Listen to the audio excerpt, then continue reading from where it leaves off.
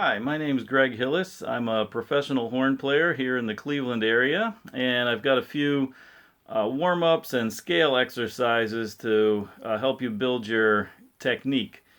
Um, One of the things I like to do when I'm warming up is some lip slurs, and that just uses the open notes of the horn. You like to start out nice and slow and with a kind of a limited range, just so I can get warmed up, concentrate on making as beautiful of a sound as possible, and make really nice slurs between each note. So I'll start out with just doing something like G, E, C, E, G.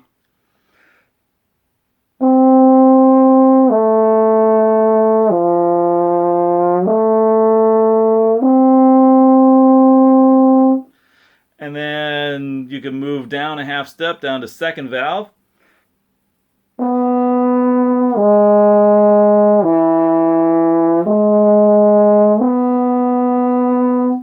And then through the other various valve combinations too, down another half step to first valve, to 1 and 2, to 2 and 3. I usually don't bother doing 1 and 3 or all 3 because you never use those valve combinations when you're playing the horn anyways. Um, so after that, you can add some more notes, some higher or lower notes. For example, maybe something like this.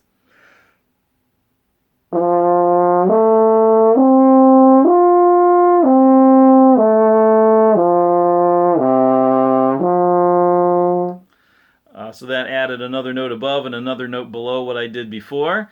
Uh, you can then add more notes at the top or go down even another note lower as well, something like this maybe.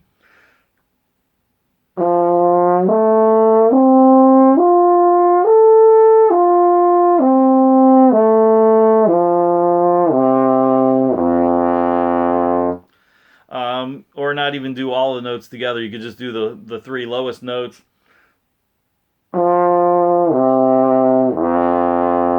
To practice doing some of those lower range notes as well. After I've done some lip slurs, I like to do some scale exercises.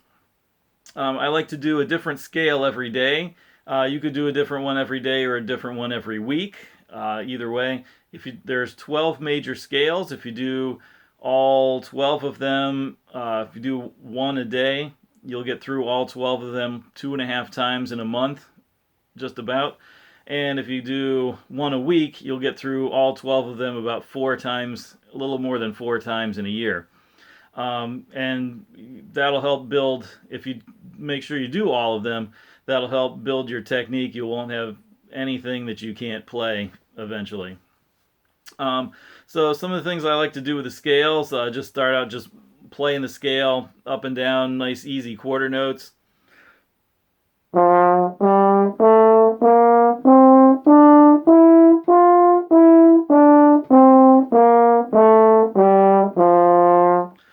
Then you can do it slurred.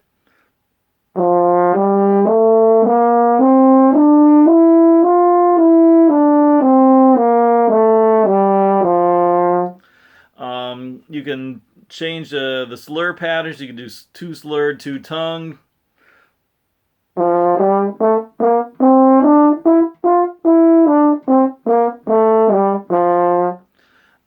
One other thing I like to do is to take a rhythm from the music that I'm working on, or just a rhythm with a tonguing pattern to practice tonguing. So maybe you could do something with some 16th notes in it like this. And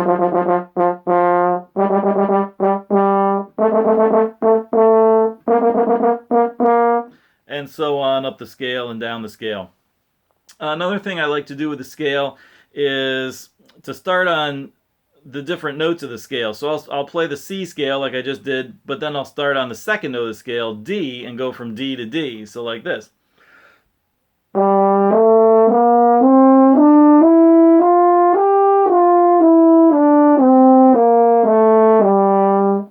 And then move up to E, and go from E to E, and then move up to F. And when it gets to where it's too high for you, you can then drop down an octave.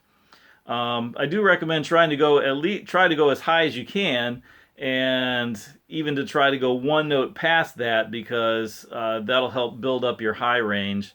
Um, practicing those high notes, you won't be able to play notes that you haven't tried to play. So another thing I like to do with the scales is like an interval study. So what I'll do there is I'll play the scale, but I'll put the first note of the scale in between each note. So like C, D, C, E, C, F, C, G, and so on up the scale.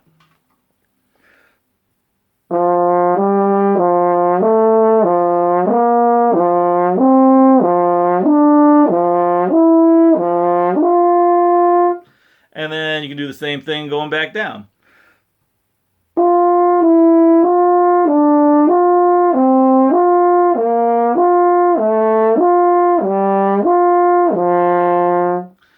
And you can kind of do the same thing that I did on the scale before. You can start on the second note of the scale and do the intervals, putting a D in between each note. D, E, D, F, D, G, and so on.